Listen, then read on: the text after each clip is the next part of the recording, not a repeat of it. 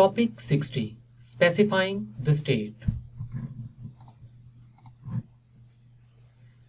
UML specification में हम जो पहली चीज कंसीडर करते हैं वो ये है कि क्या चीज स्टेट ऑफ द सिस्टम के तौर पर जानी जा रही है, यानी स्टेट ऑफ द सिस्टम के तौर पर यहाँ पे क्या जाना जा रहा है।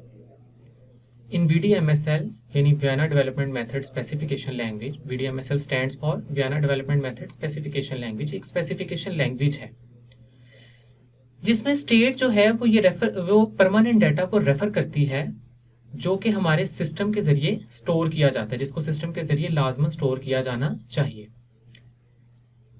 And which can be accessed bye means of operations, जो कि डिफरेंट ऑपरेशंस यानी मेथड्स के जरिए एक्सेस किया जाता है।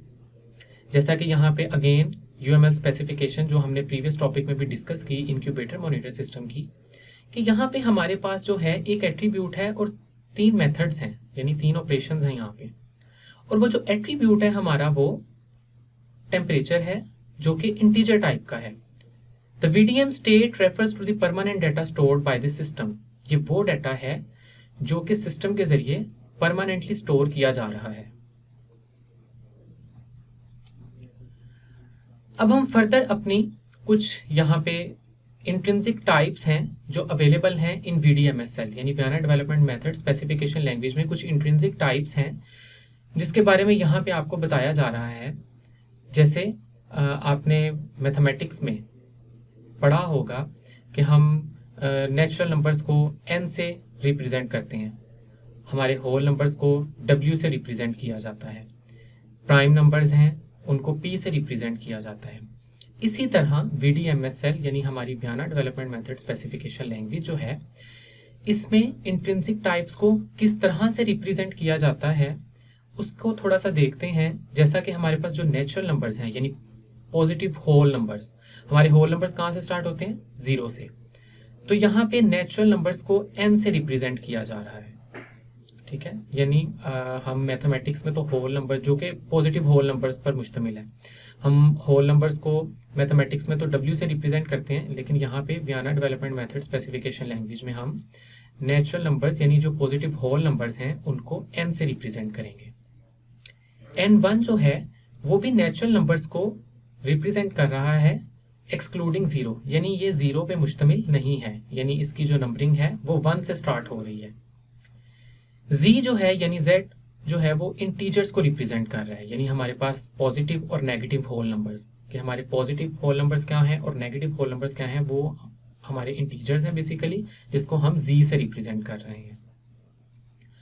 r को यहाँ पे यूज किया गया है रियल नंबर्स के तौर पर।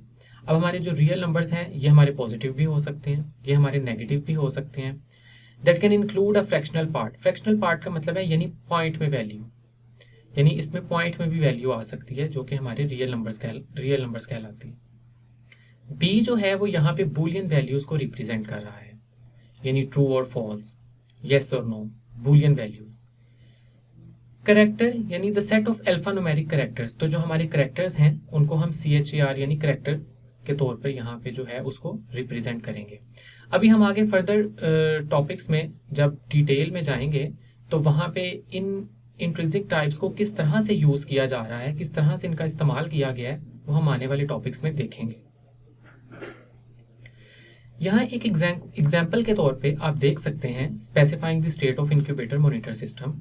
जैसा कि हमने पहले एक UML specification incubator monitor system की डिस्कस की, जिसमें हमने ये देखा कि हमारे पास एक एट्रीब्यूट है जो कि इंटीजर टाइप का है।